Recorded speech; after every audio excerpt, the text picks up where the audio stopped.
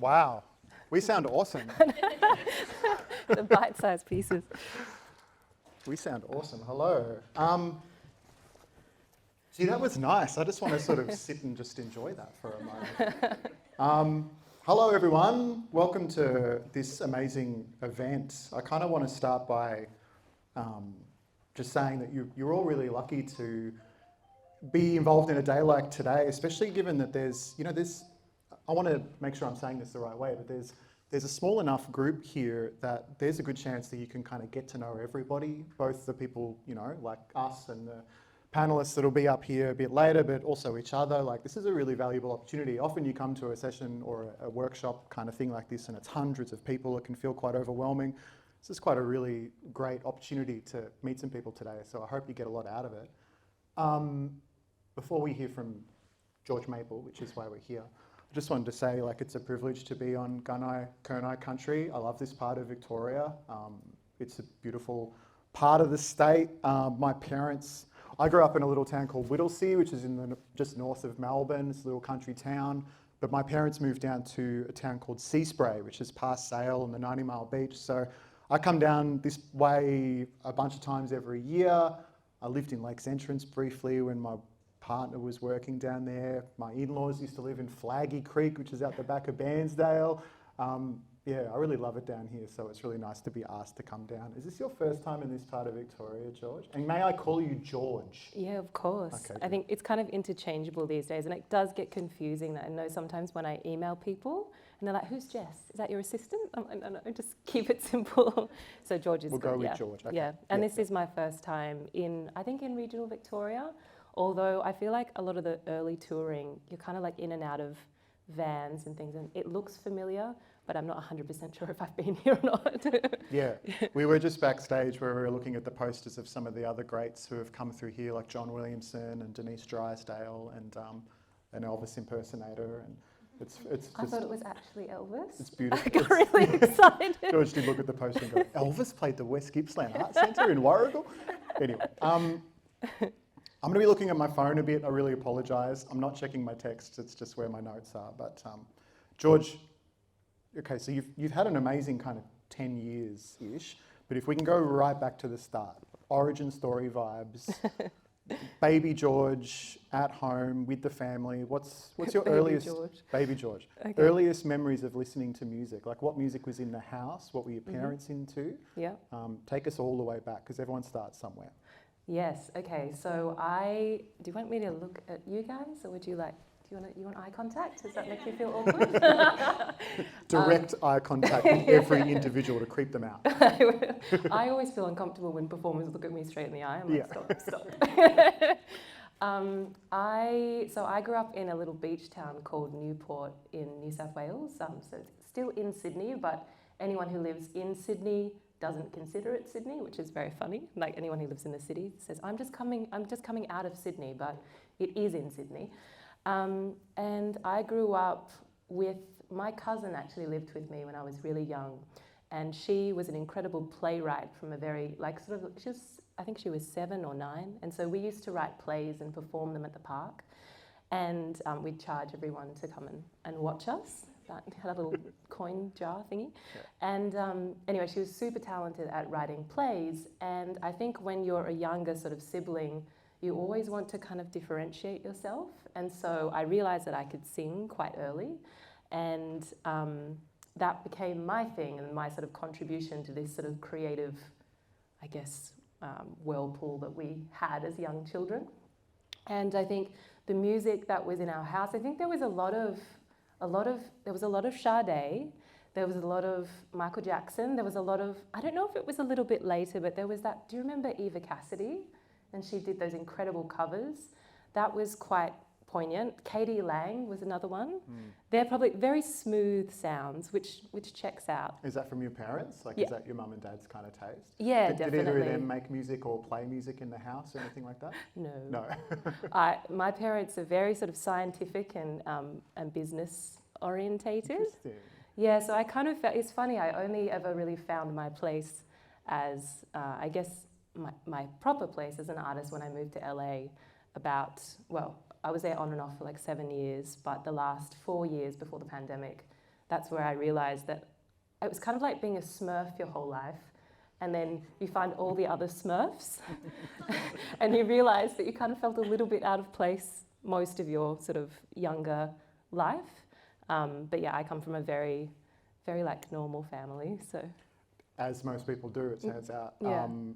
So in terms of, before we get to LA, so in terms of maybe, was it in your teenage years that you first have a go at writing a song? Because it's one thing to be singing and to be like known in your family as the kid that's got a great voice and can sing, but at what point was there a moment you remember when you were like, oh, I could maybe write my own song about something? And do you remember what your earliest songs were actually about? I actually do. I wrote a song that was basically a direct rip-off of, what was that song, Alicia Keys, the big one? Fallen? Yes, that was the one. When I listened to, I can still hear the melody in my head, but it was basically Falling. And it was about, I think it was about a boy that I had a crush on, I'm pretty sure. I was very young though, so it's a little bit concerning. I was about 9, so. It's okay. My 6-year-old sang me a song last night that she had written that's about how you are so handsome, you are the one, I love you so much. For a minute I was like, she's singing this about me, and I was like, no, she's singing about a boy. So 9 is like... Or a teacher, which would be weirder. Okay, I know what I'm going to be thinking about the whole drive. Sorry. Oh, I didn't mean it like that. Amazing. I meant that very innocently. No. Okay, so tell us more about this song. So did you show it to anybody? Or? I sang it to my friends at school, I'm pretty sure. Oh, maybe that was in, I can't remember if that was in primary school, but then I entered a song competition. I wonder if it was an APRA one. I don't know. I was very young, and I sang a song that was about healing the world. I wrote this song, but the thing is, I kind of like left it until 2 days before, and I wrote the song, and it was all A minor because that was my favorite key, and then I won. And I remember my mum. Obviously, you think your kids are really good at stuff, and you get really proud of them, but she sort of wasn't quite sure in the context of things being very good, whether I did actually have like, you know, an okay level of talent. So when I won that, she was like, oh, maybe this is what she needs to do, and became very supportive after that, which was really great. But yeah, entered the song. I can't remember what that song was about, but it was definitely about healing the world, which is quite nice, you know. I was about 11. We should heal the world. We should, 100%. Yeah, thank you. Thanks for writing that song. No worries. How did it go? The world was all right after that? It was all fixed? Yeah. I think temporarily, very temporarily, and I'd like to think that like maybe I should have stayed on that path instead of going down these like, you know, other places that I went to. So just trying to like join the dots before we get in, because I'm keen to talk some of the nuts and bolts, because you've done so much writing in the last 10 years, and we're sort of here to learn that. But just trying to get the context of how you got there, how you got to LA, how you got to working with some of these other people. So, okay, so you've won this competition. You now sort of have a bit more confidence that maybe writing music is not just something that you love doing for yourself, but maybe it's something that other people might enjoy as well. So what are the steps that you take then, maybe as a teenager or as a young adult? Like, how are you putting yourself out there, or how are you trying to connect your songs you're writing with an audience? What was the first couple of things you did there? When I was super young, I think the first step was refining my vocal abilities. So I had a singing teacher. I had quite a few different singing teachers, which was really important because I did everything from opera to choirs to jazz to and it was really about just building as much experience as possible. And then when I was 15, I actually got offered my first record deal, and that was in the phase of, remember the Vanessa Carlton? Yeah, so I could play that. What a song. It was the one song that I could play on the piano. Amazing. And so I got offered this deal, and my parents, being, you know, smart people, they freaked out because they're like, she's still in school, she's so young, just doesn't feel right. So they took me to see this. My mum read a book by Shane Simpson, who's a music lawyer, and it was called The Music Business. And so she educated herself on the whole music business. And then she actually she booked an appointment with Shane to sit down and say, like, because I was going, I'm going to quit school, I'm just going to go and be a pop star, that's what I'm going to do. And Shane, who is still my lawyer to this day, or Jules is my lawyer, but they sat down and they said, look, finish school, learn how to produce, own as much of your songwriting as possible, keep performing as much, and just like build your skills as much as you can, and then maybe even go to university. And then if you still want to do this, then you can go for it. So I actually did that. That's exactly what I did. And during that sort of 7-year period, I did a lot of singing in restaurants and kept sort of songwriting and going in competitions, and I just kept doing things, basically. I think I wrote a little EP with someone, and then when it came to, I went to uni. I actually studied law for about 6 months, and then I didn't like it. And then I went to, I met Hugo from Flight Facilities, really fortuitously at Hugo's in Sydney. And my friend said, you know, my friend's a great vocalist, and I sent him this like CD that I had, and it was me singing, I think it was a song for you, I think it was, I don't know. And then he said, oh, we should write a song together. And I went, okay, cool. They've got this band called Flight Facilities, and they've got this song called Crave You. It's just when Crave You was just starting. And so we wrote, I remember I was in my little apartment in Mossman, and I still write demos into my laptop, like no USB mic, no nothing. It's quite embarrassing. Some things on my record are actually from my laptop, just because you're there and you're singing and it's just there. And so I wrote this idea, and then we refined it. I didn't know how to use WeTransfer or something at the time, and so I actually sent a USB in the mail to, that's real, it actually happened, to Hugo and Jimmy. And then the song came out on the radio, everything started to happen, and I saw it as like, I was like, okay, I think this is that moment that that Shane said to me 7 years ago, said, when you have that opportunity, take it. And then I had this opportunity to tour around the world and sing one song, and so I did that for about a year. And then, oh, that's right, and then I wanted to be at this stage, I kind of still just wanted to be a songwriter, actually. I'd sort of transitioned from wanting to be the pop star to just wanting to be the songwriter. And so I started doing pitches for like big songs. You know, you used to have these pitches that would come through from like David Guetta and places like that. So is this you living in LA at this No, point? no, this is me living out of a suitcase, which was like for 7 years. So we're just at the Flight Facilities. Yeah, so we're starting. Moment. Foreign Language was the song, and it's featuring Jess, because I didn't know what I wanted to be as an artist at all. Yeah, yeah. Well, if we pause here for a second, I'm just thinking, like, just as an aside, having someone well established in the music industry like Shane Simpson, or someone at a major label, or you know, it could be a Triple J presenter, or having someone like that come to you as a teenager, and this happens all across the country, different people, maybe people in this room, I've got no idea. Having someone like that come to you and go, you're amazing, I want to help you do a thing. A, that's something that every like songwriter and artist dreams of happening to them, and it you know, it doesn't happen for everybody. But B,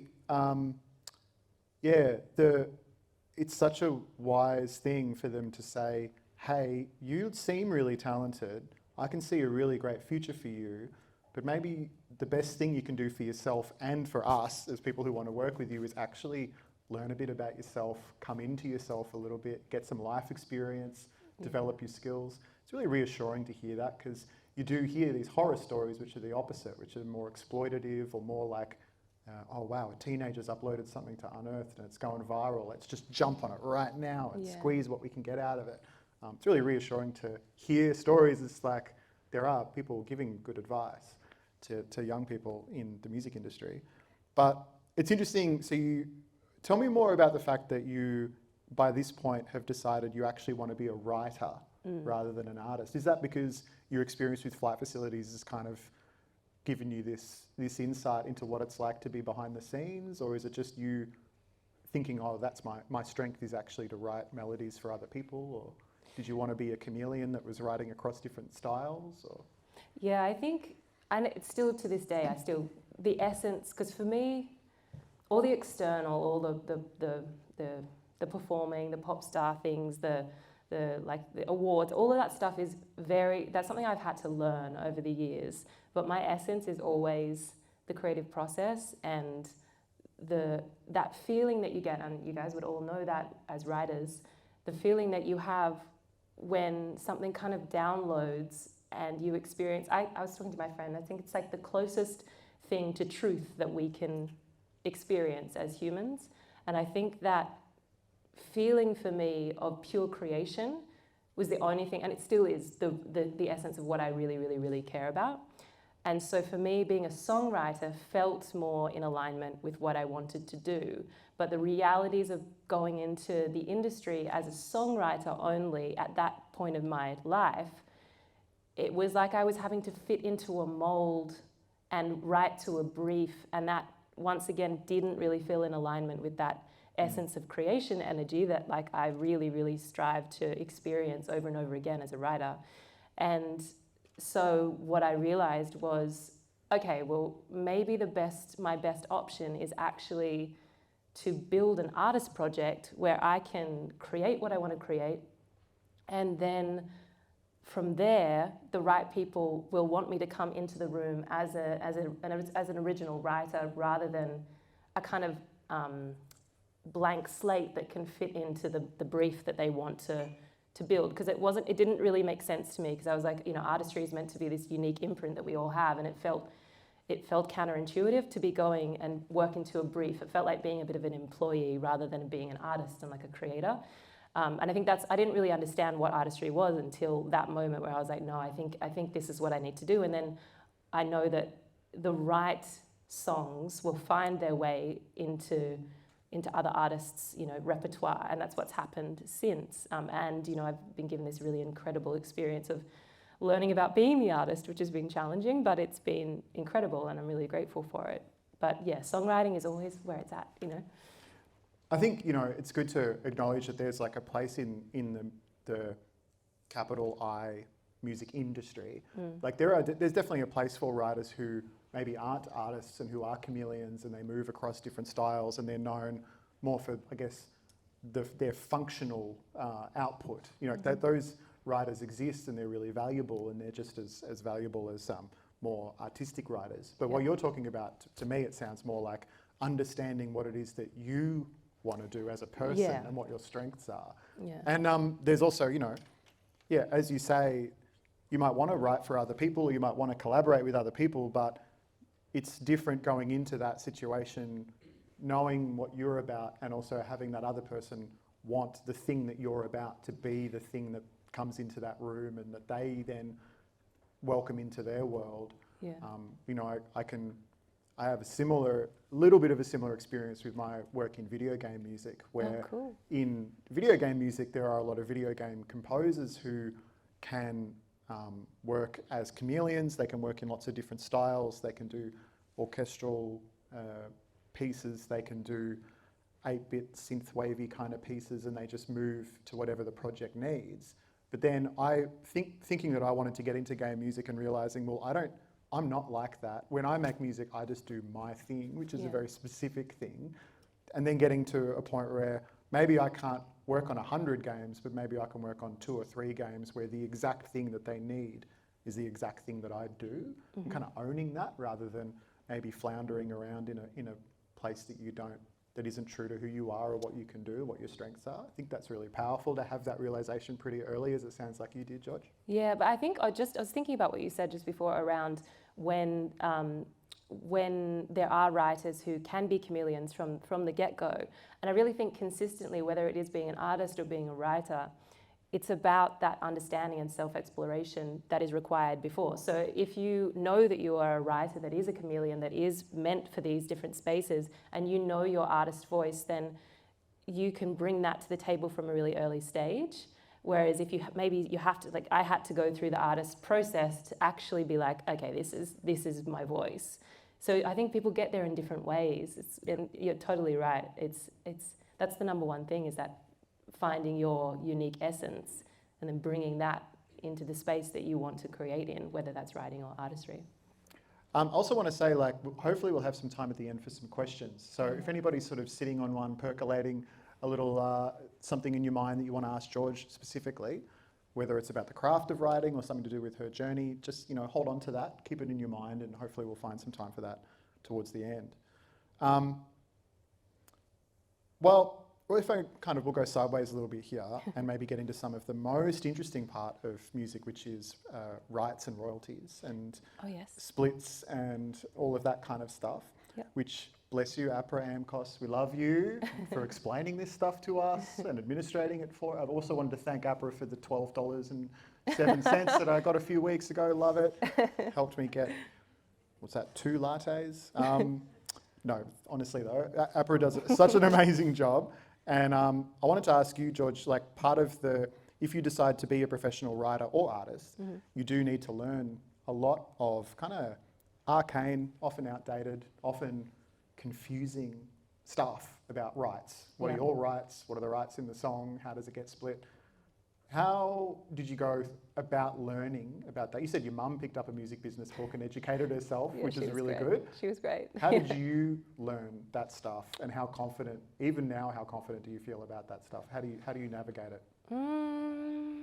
I very much was flying. I feel like my whole career I've just flown very blind a lot of the time and figured it out as I go.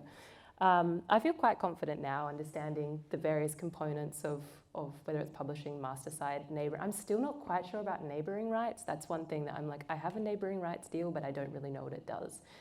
But I think publishing... That's for if your music gets placed in Neighbours, I'm pretty sure. Yeah, is that right, that's Abra? exactly what it is, yeah. I'll go with that. So, no, I think, oh gosh, I don't know if I'm the best person to ask for this because there's been no real structural journey behind it.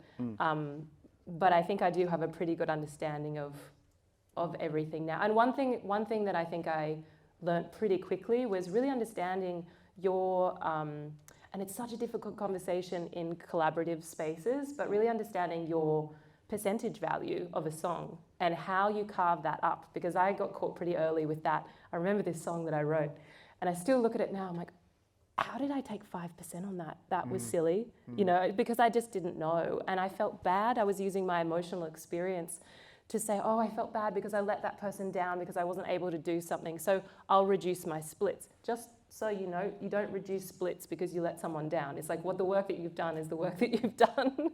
But I think also understanding that every collaborative space, that split will be a conversation, and sometimes those conversations are really difficult to have, particularly when you're having them directly. So I think it's one of the skills that I'm probably most proud of, is being able to have conversations quite elegantly with people around really difficult things like splits, because it's really like money and all those, it comes down to that. You know, people find that an uncomfortable subject.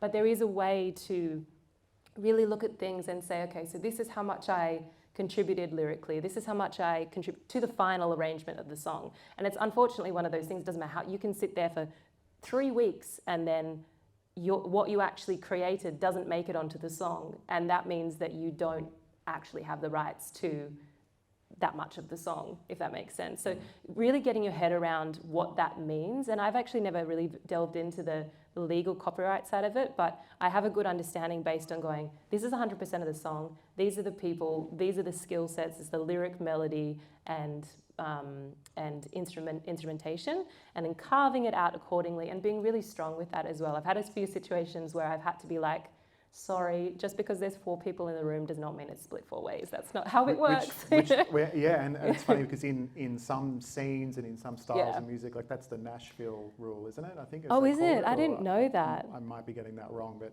you know, there are scenes or circles where that is very much the rule. It's kind of everyone comes into a room knowing that even if they sit up the back and all they do is go, oh, I love that. You know, that they're still going to get an equal split on it.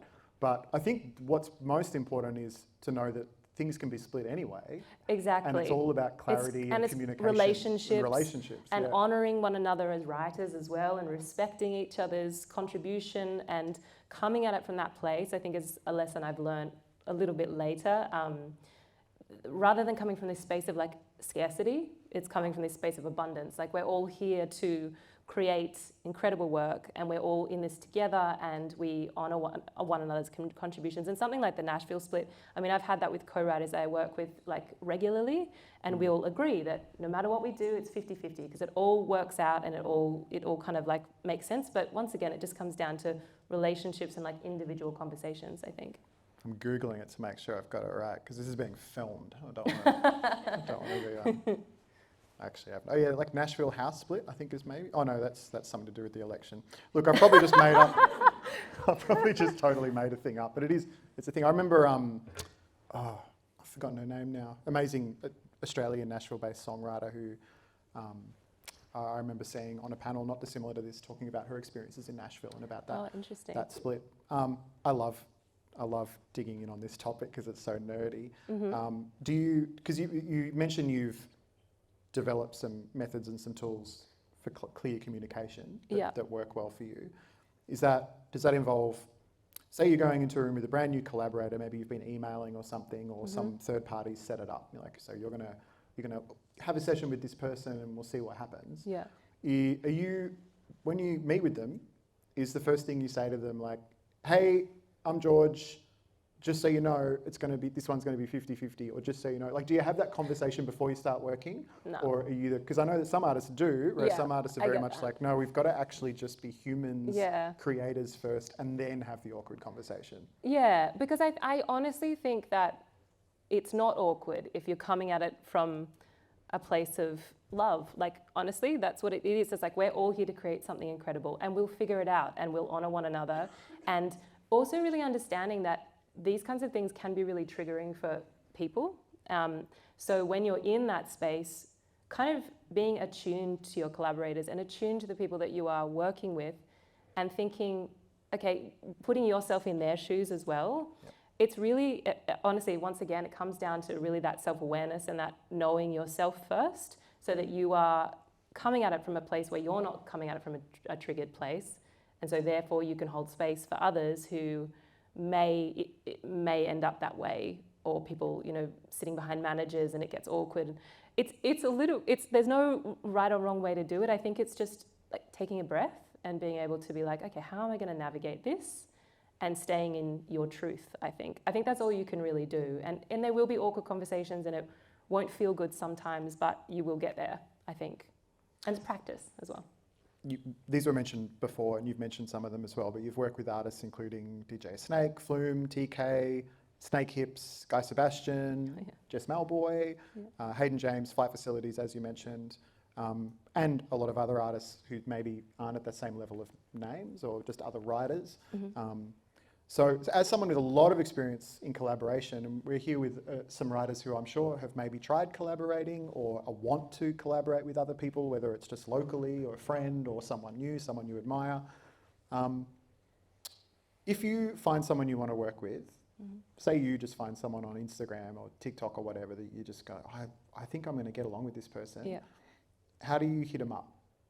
How do you do you have? Is there someone on your team that hits, or do you My DM? Team. Or, well, this is the thing. We'll get to your team in a bit because that's really interesting. But like, let's just say, because I know from my experience, I'm just DMing people pretty willy nilly a lot of the time. Like, hey man, like you're awesome. What? Yeah. Can we have a coffee or something? Where does it start? And then I wanted to ask you, like, when you do get together for a session, maybe with someone new. I've got a mate who does a lot of writing sessions, and he'll often they'll go out for a coffee, which turns into a lunch, and they're talking about their lives and their parents and their childhoods. And then they have to book a second session because they haven't actually gotten to the studio, because all they've done is just get to know each other as human beings. Yeah. And he's all about that. He's kind of like, we can't write a song together until we're sort of friends, at least on some level. So what's your experience of that? Oh my gosh, there've been so many different experiences. It's so varied, I think. That's another thing with songwriting, is that it's just so unique to that moment. It's such a moment-to-moment thing. And I guess I'm quite fluid in that I just like to be exposed to whatever it is. I kind of figure it out when I'm there.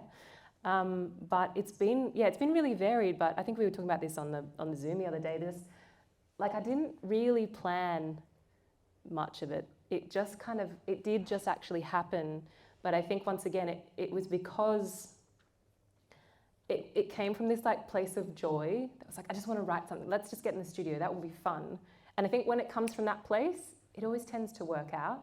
And I completely agree with sitting with someone for 5 hours and talking about your childhood traumas, and then the song will happen in 20 minutes at the end. That's what from experience, that happens a lot.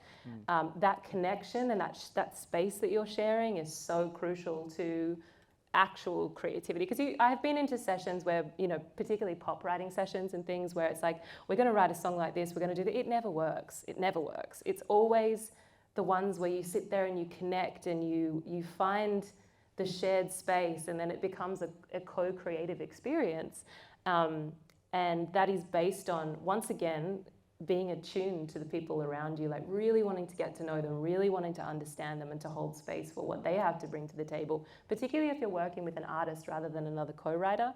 That's what I feel like my number one job is if I'm collaborating with another artist like Jess or something like that. It's about me actually being able to like almost take the lens off my own experience, sit into her experience, and then find the space that we share, and then that's where we write from.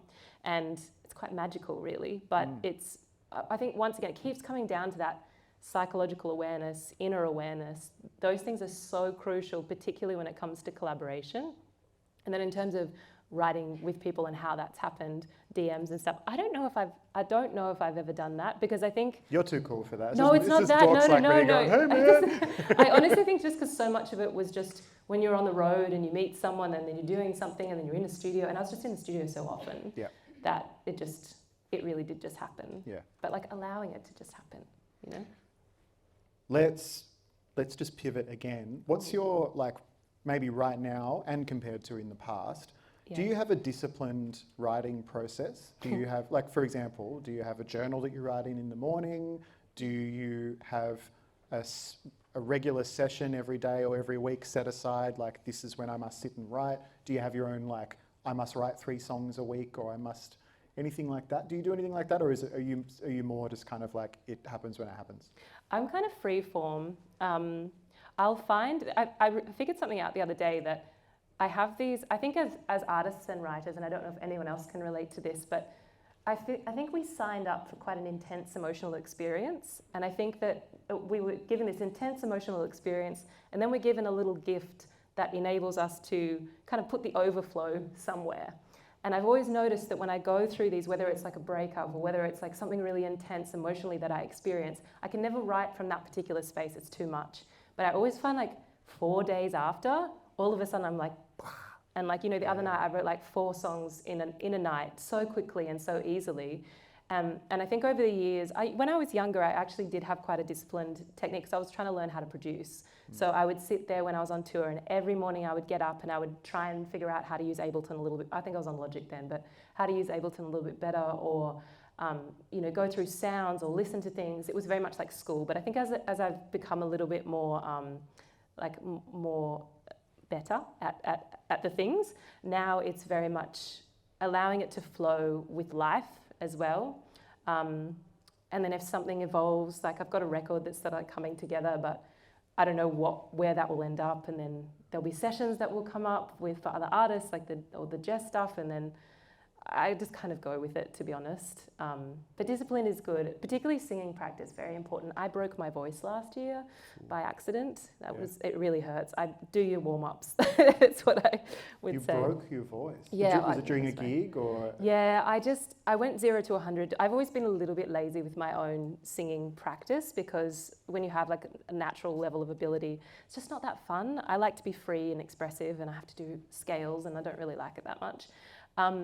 And I had this gig, at the Enmore, and it was really cold, and I decided that I hadn't really practiced in about a month, and I just went 0 to 100, and I felt something a little bit funny, and then I went into the cold, and I had something stressful emotionally happen, and then I just lost like 3 notes in my range just before the gig, and I had to like work around that, and luckily the adrenaline pushed me through. But then afterwards, I couldn't speak for 2 weeks, and then it took me 3 months to fully recover and be able to even do like a proper scale. And since then, I've made sure that if I have a gig, like discipline. I have like the vocal warm-ups on the internet, which are, daily vocal exercises for an awesome voice. That's what I do. Yeah, but discipline is important, definitely. Yeah, and if part of your writing process is using your voice to explore, scary or to to not have melody, it. If you don't have it, you're kind of missing a tool. Yeah. It's interesting you talk about also learning about production software, learning your way around Logic, Ableton. You say like a lot of your demos, and then even some of the stuff that ends up on your record is things that you're recording straight into your own laptop. Yes. I think that's really common now. I think it's really common that writers, even people who would just consider themselves strictly writers, I think in order to facilitate your writing and also in order to collaborate, having some basic skills with that software is super, super helpful. 100%. Just the navigational tools to be able to click record and just put it down so you have it in your demos, basically. Yeah, and getting to a point where using the software, it's not intimidating, it's not confusing, and you kind of become fluent with it. And it doesn't mean you have to be Skrillex. No. It just means, like knowing some of the basics. And luckily there are lots of great online tutorials and YouTube videos and stuff to bring yourself up to speed on a lot of that. But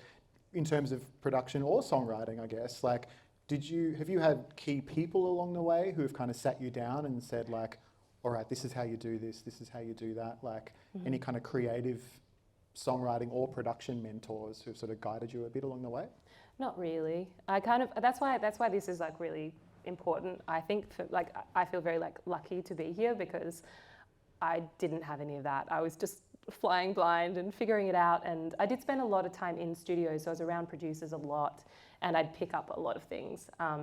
And I think that helped from a production point of view. I did have one songwriter who was incredible. He just gave me this really, really poignant piece of advice, and his name's Alexander Burnett. He's an incredible songwriter. And he said to me, "What are you trying to say?" And it was so simple, but it has stuck in my brain forever. And it's the thing that Were you working on a song together at the time? Yeah. So I used to be a little bit more metaphysical with the way that I would lyrically speak. Yeah. I wouldn't just get to the point. And I think that was because I was afraid to reveal that part of myself, once again, inner journey stuff. And he just said, like, what are you trying to say? And it's so relevant it doesn't matter what artistic form you're working in, it's so important to continue to come back to that. Like, what am I trying to say? Why am I doing it? What am I trying to say?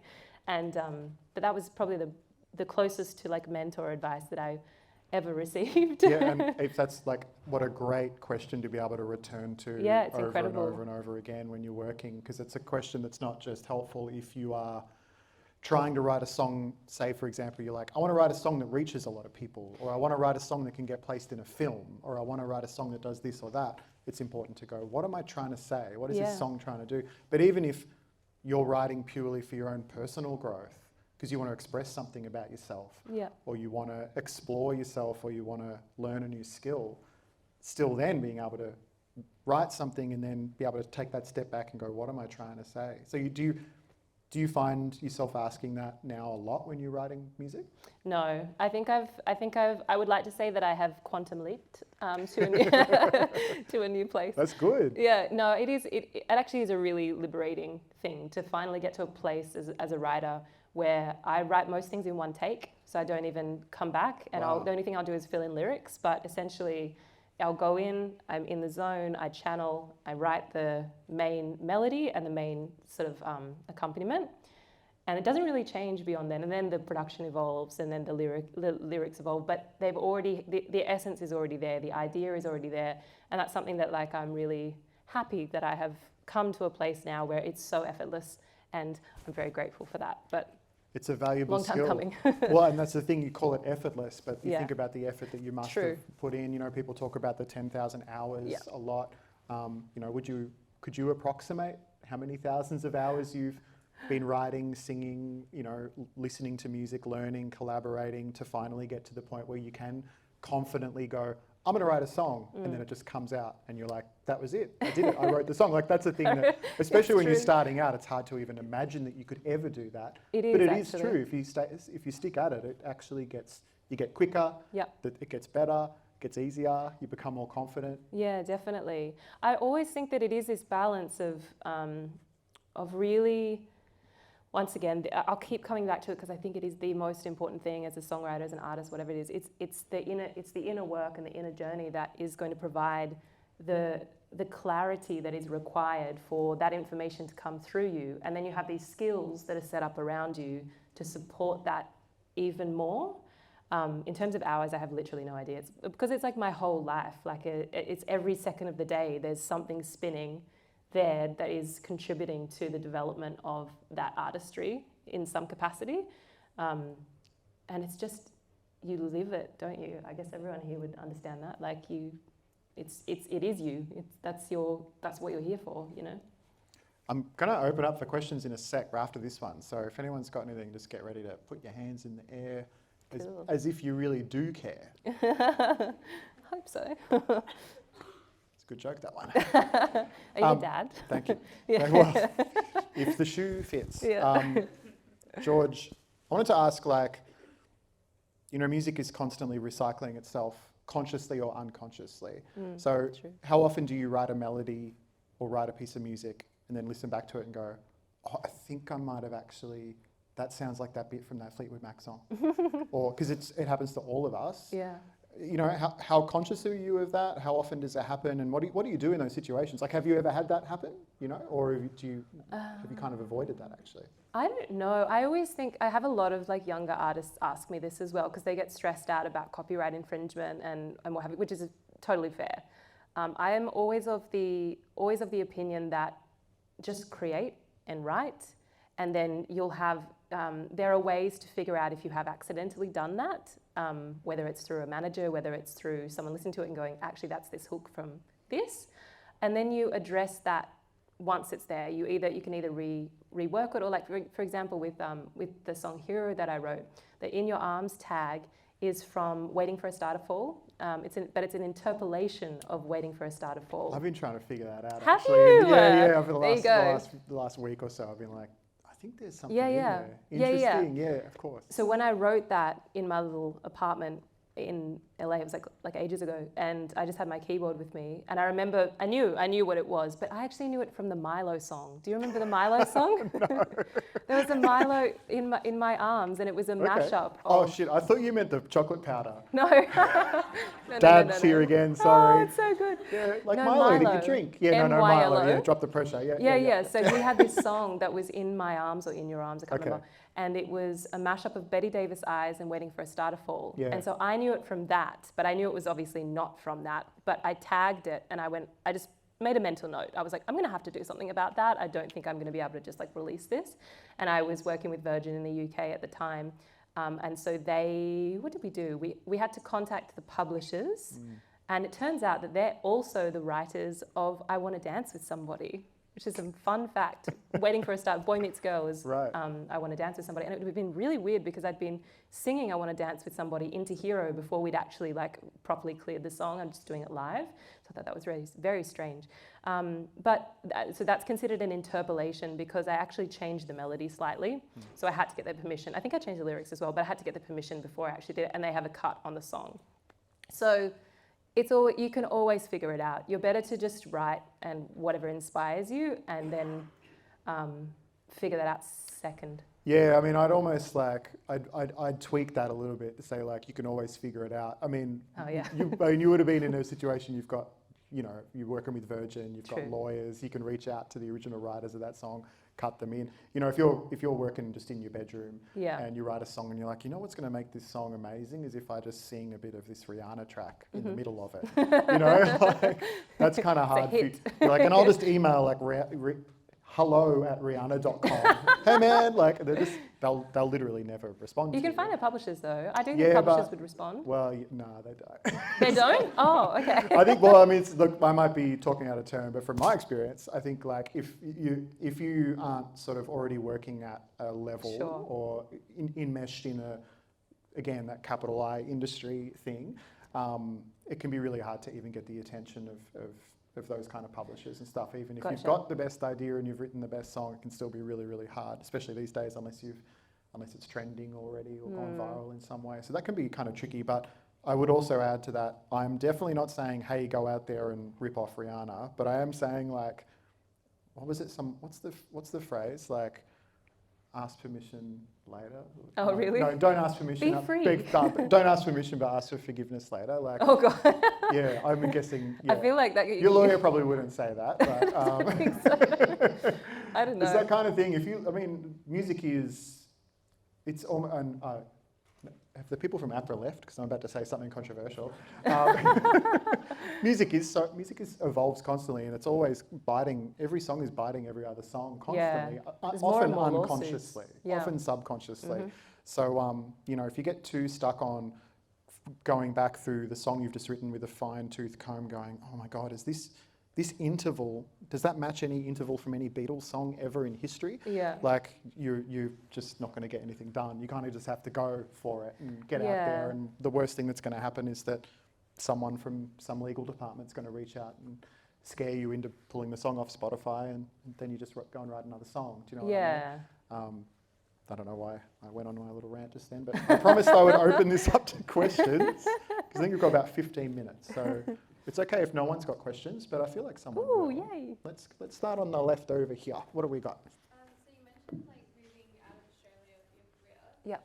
Do you think that like helped your career, or do you think it's like you could have a successful music career staying in Australia? I think it really depends what you want.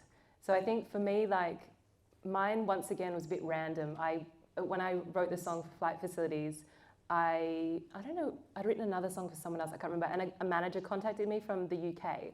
And I'm a bit of like a gypsy, so I was like, yeah, I'll move to the UK. Okay, let's go. And I literally got on a plane like the next month, and then it all kind of snowballed from there because BBC was over there and there was like just stuff. So it was a really good place. But then what happened is that got me the attention that I needed to come back and then sign deals here and then re-sign another deal in the UK. Like, that was kind of how the industry was working back then as well. It was before Spotify and before, I think Spotify was very small, but it was like very early days.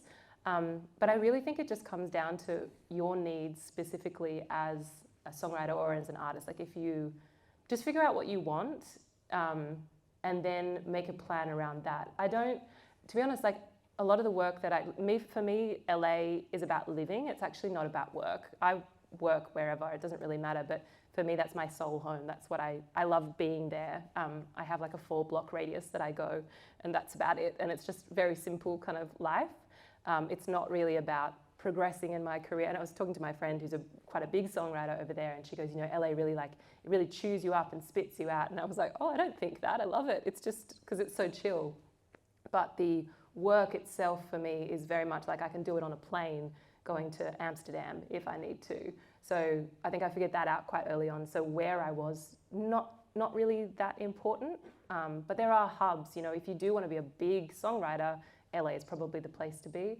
If you want to tour festivals in Australia, then Australia could be a really good place. We've got such an amazing, post-COVID, we have an incredible festival circuit here. If you want to, you know, get played on Triple J, and then also those things lead you overseas naturally sometimes as well. Look at Tash Sultana, look at like so many artists who have had such incredible careers overseas. The Rufus Boys, like winning Grammys and what have you. So I think every path is different. It's just what works for you personally, creatively, and that can change as well as you evolve. But yeah, the overseas thing, maybe, but maybe not. I just think it's all about like Also, it's all about your songs at the end of the day and what you're bringing to the table as an artist and where that fits and allowing it to kind of flow wherever it needs to be. I think, does that help? Yeah. Okay, good. I'll also throw in like there is that kind of like really visible kind of top part of music, which is in Australia, which is like Triple J, Hottest 100, Splendor in the Grass, yada yada. There are a lot of music writers and artists trying to work in that space, but there are also a lot of like professional musicians and writers who don't work in that really visible space, who maybe are based in Australia, even though a lot of their work is overseas. I often think about metal. Yeah, metal's huge. But yeah, specifically, I often think about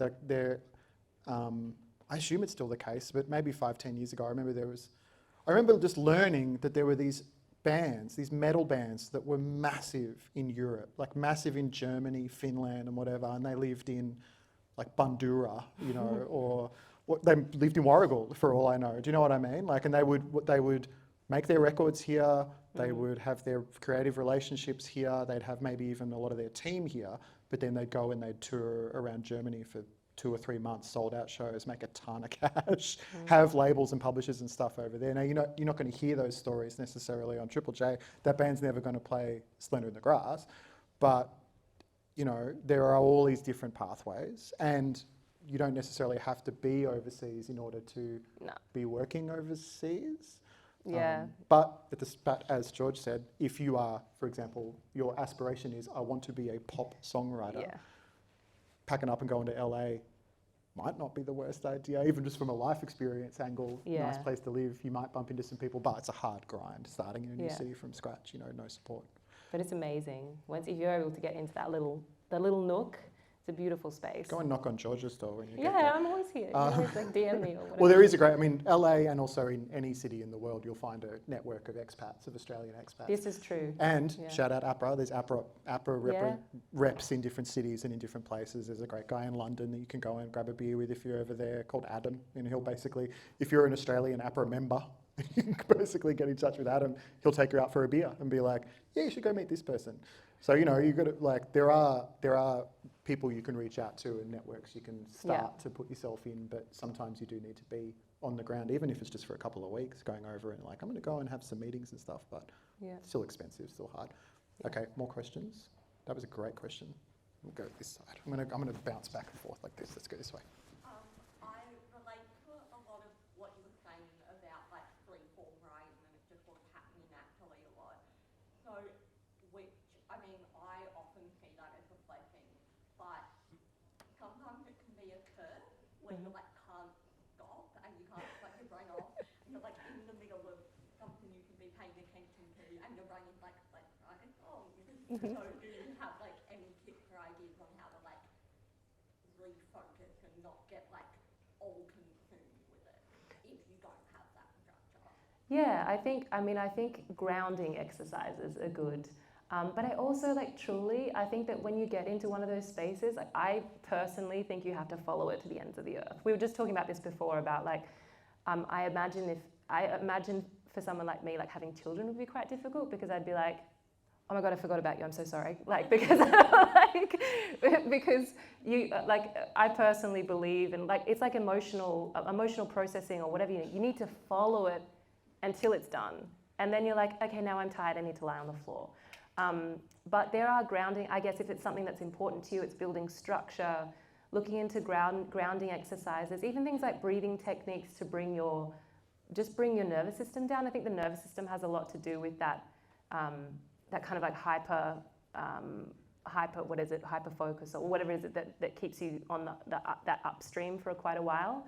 And just listening to your body as well and figuring out what actually does work for you. And I often have conversations with my inner world. I have my little characters that sit there at the round table and I'm like, how are we doing? What do you need? And you'll find that there are these different characters that come through in different times. So you've got your creative fairy that's going, and then you're like, okay, we kind of need like the dad to come in and go, we just need to chill for a second.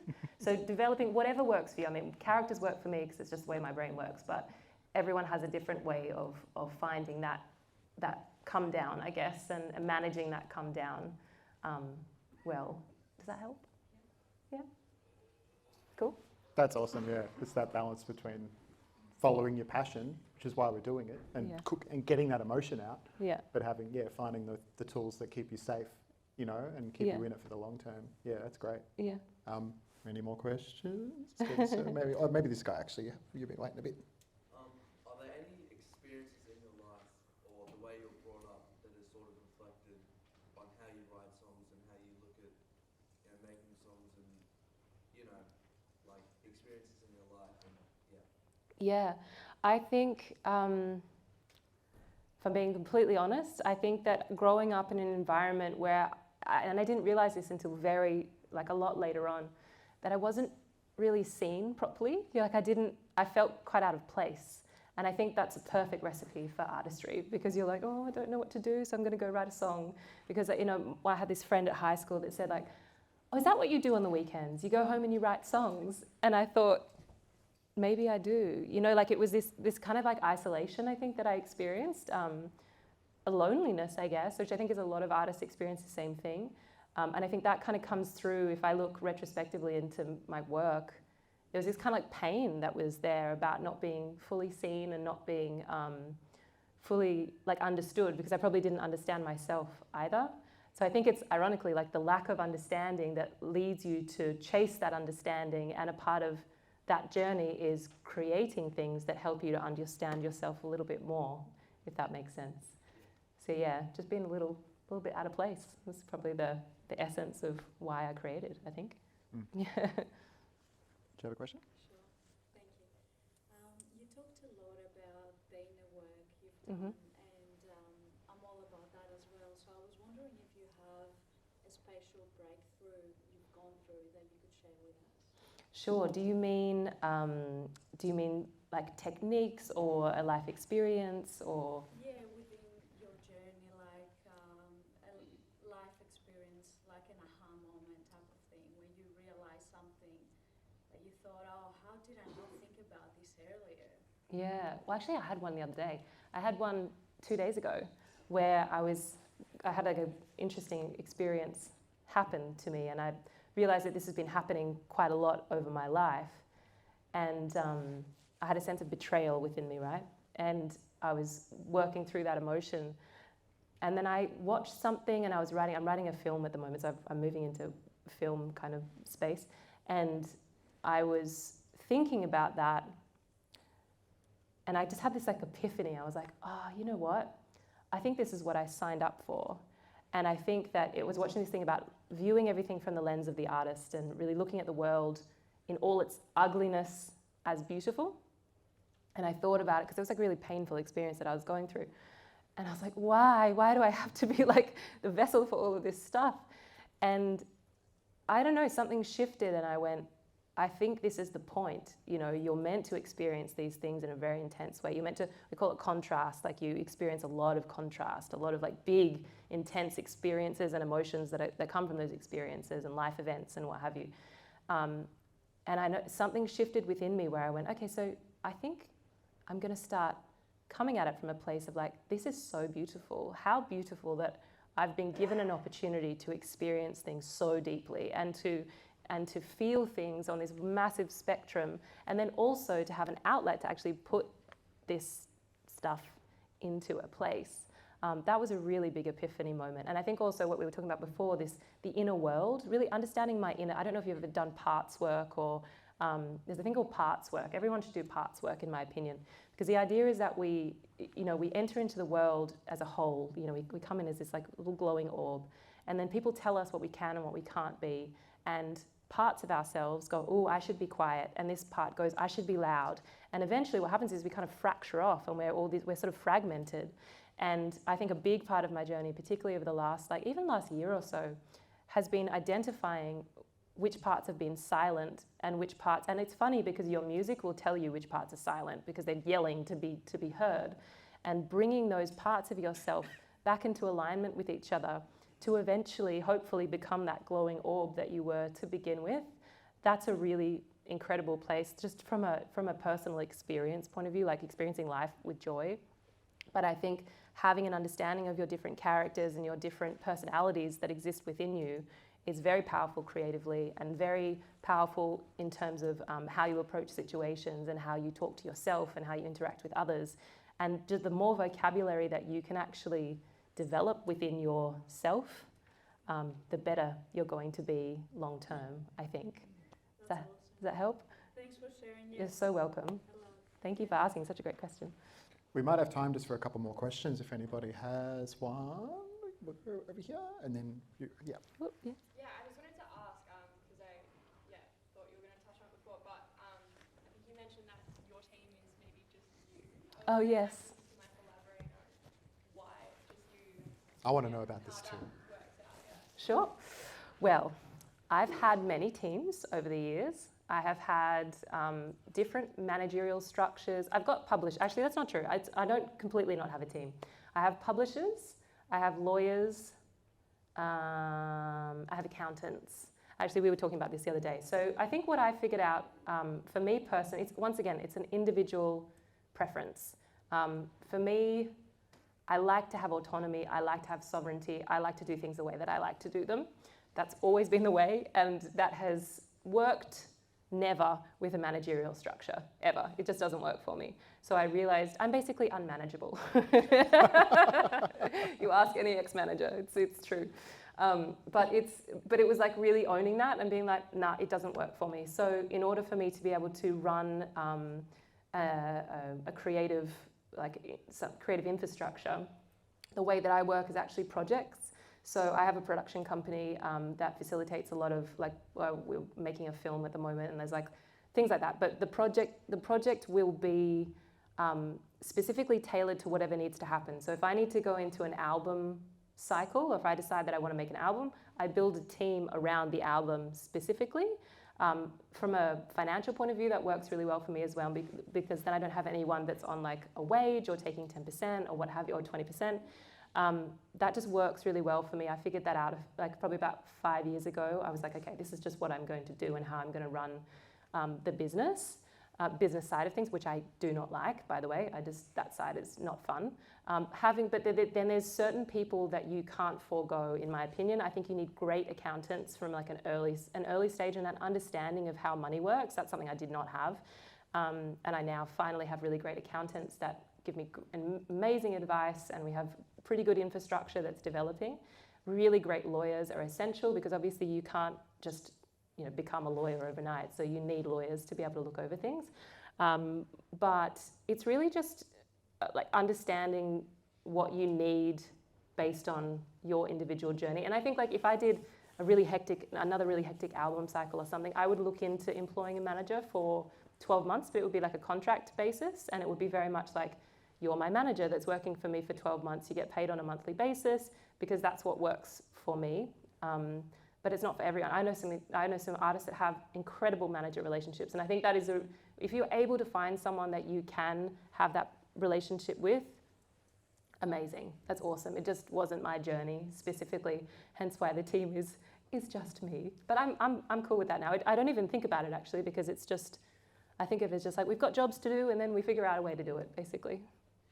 Does that answer that? There are also many full-time musicians working professionally, doing amazing things, touring the world, signed to big labels, millions of streams, yada, yada, yada. There's many of those that don't have management, which is a really important thing, I think, that we don't talk about a lot, because there are a lot of artists that do have managers and have big teams around them, but there are pathways of self-management that are actually... it sounds potentially, from what you're saying, George, if that's the direction you're going to go in now. I doubt very much that you're unmanageable. It just might be that You'd be surprised. It just may simply be that you've arrived at a point where you've realised, actually, the best thing for me, I've got the skills now, I've got the tools, I've got the vision, and I can find some budget. Yeah. The best thing for me is actually, I'm just going to guide this. Like, I've got the relationships I need to be my own manager. Which, to be realistic and be like frank about it, 99% of all artists or writers or whatever in their lives are going to be self-managed for maybe all of it or most of it. So. And you should definitely have you should have a vocabulary and a comprehension of what your manager's actually doing. Even if you do have a manager, so important to know what the things are, particularly money, particularly accounting, general understanding of rights. As much as you can educate yourself. Learn their job before they do it. Basically, that's... If you are in a position, if you get to a position where you can have a manager, it's good to know what they're going to be doing, because you've been doing it. But then also, once you do know, I think I always talk to my younger artists who are looking at getting management. I always make sure that there's a very symbiotic kind of relationship. Well, not even symbiotic. It's more, once again, putting yourself in their shoes, like understanding what they actually, because a lot of artists don't think their managers do very much. That's the consistent thread that I've had, but that's not true. They're working, a lot of them are just working really, really hard, but they're not necessarily getting anywhere, particularly because it's like early in the career, and so they're investing hours and hours and hours and hours into something, and the artist might not see that because they're not seeing necessarily results in certain spaces.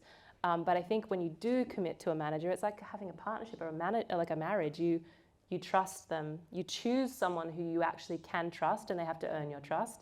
Then you let them do their job, and you revel in the fact that you don't, like, it's like when I have a producer on a job, it's amazing. I don't have to worry about things. I just get to direct, or I get to film producer. It changes the way that I work and actually frees me up to be a lot more creative. So when you appreciate it from that space, rather than going, what's my manager doing? How are they making me money? What am I doing? You know what I mean? Like, I think it's like finding the right partner. Choose someone who you actually do trust, and then go with it. I think that's really important. Could talk on this topic for hours, but there's a guy in the UK, an electronic producer called Fred Again, who him. Works a lot with like Stormzy and Ed Sheeran, but he's also amazing. Puts out a lot of his own music as well. And I recently learned that his brother is his manager, and has always been his manager since they were like teenagers. And his brother knew nothing about the music industry, but was driven by a passion and a desire for to see his brother succeed and a belief in his brother's talent. Do you know what I mean? And so Fred has talked about this in a couple of interviews where it's like it's a different relationship to what a lot of artists have with their managers, because he knows that no matter what is on the table, no matter what money is flying around, what promises are flying around, he knows that his brother's got his best interests at heart because it's his brother. So it's so important. It's interesting, like some of the healthiest artist-manager relationships that are out there are often family or close friends, even though that can make it really complicated. Doing business with your family and your friends can get really complicated, but that kind of trust, without that trust, makes it pretty hard to have someone who's so closely working with you, you know, to have that trust is really important. Anyway, that's a whole other combo. Right, one last quick question from the front, and then we stick around and come and, I don't know how this works. We'll be around if anyone wants to come and ask us questions, but one more question. You mentioned earlier to figure out what you want in your career. Yes. Do you have any advice on how to do that? Because like coming from, say, a career change or someone who's emerging and doesn't know much about the music industry, Yeah. how do you actually know what you want without actually knowing what it is? Or is it kind of like you guess and then you try things out? Or? Definitely. It's all about definitely trying things out. And I also think that one technique that is quite helpful, it's figuring out what you don't want, what you really don't like, and then looking at what the opposite of that is. I find that's a really useful technique. And also, I think a lot of it can be less tangible and more, I call them like pillars. So it's just your values, basically. So it's like, what do you really value? So I really value expression and freedom. Freedom's really important to me, like that wildness and that freedom is really important to me. So that becomes a fundamental value. And if I go in a direction that is in contradiction to that, it's not going to feel good to me. And so understanding those fundamental values within yourself and then experimenting and seeing what aligns and what collides.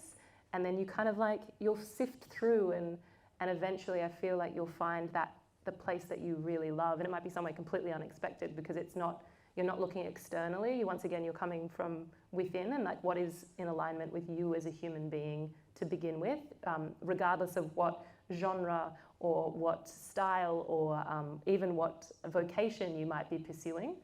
Does that make sense? Yeah. But what I don't like really helps. It's like, I don't like being restricted. Oh, that means I like freedom. Cool. All right. So that's a good start, you know? That list is helpful. Should we do the one last one? I saw that Can we? I'm getting the thumbs up. Okay. We can do one. I saw that you still have one. One more question. I was wondering, like during lockdown, live music depreciated badly. Yes. How did you maintain your mental health well-being, and what made you driven and determined as a performer? Well, actually, that's a very good question. Thank you. I actually got on a plane on I think it was like the 13th of March, 2020, from LA. I called my mum. Everything got really weird in LA. And I called mum, she's an epidemiologist, and I was like, what is this thing, this epidemic? I think it was an epidemic at that stage. And should I be worried? Should I get on a plane? She goes, I think you should just get on a plane, come home for a couple of weeks. And that was a week before hotel quarantine. And then I had to pack up my house from Australia. I had to put everything to storage. I had to I was on a lease. So I had to not break the lease, but my landlords were really nice. And then about 3 months in, like most people, I hit this point where I was like, oh my God, what am I doing here? Why am I here? And kind of freaked out. It was around my birthday as well. I think birthdays are always they bring all that stuff up. And then the next day, I decided that I would write a film. And so that's how that kind of got me through. I made this like live performance film in the middle of lockdown, and then ended up premiering it at the Opera House at the end of the year, just in between the however many lockdowns we had, when we thought everything was safe again. But honestly, the thing that helped my mental health was I just tried to just keep on working and channeling all of the stuff that I was experiencing into a project. For me, projects really work because there's a beginning, there's a middle, and there's an end, and there's a sense of accomplishment. And then lots of exercise helped as well. But it was hard. It was really difficult, like for everyone. Everyone had different experience, and it was worse down here. but yeah, I think just creating is the thing that always gets me through anything, basically. It's the thing that saves me. Does that help? Okay. Well, I want to thank all of you for your time and for listening to us and for your amazing questions as well. That was really great. So good, thank you. I want to thank APRA AMCOS again for welcoming us here to Gunai Kurnai country and letting us talk about some of our experiences. But most of all, let's give it up a round of applause for George Maple. Thank you so much. And thank you so much, Tim. I'm clapping for you. Can we please give a round of applause for Tim? Cool. Enjoy the rest of your days. It's going to be a really inspiring day, I think, for everyone. Yes, Thank you. Thank you both so much. Thank you. We do have a break now, but let's take 10 minutes. Bathrooms, and guys, there's food at the back. It's for you. It's not just for us, though.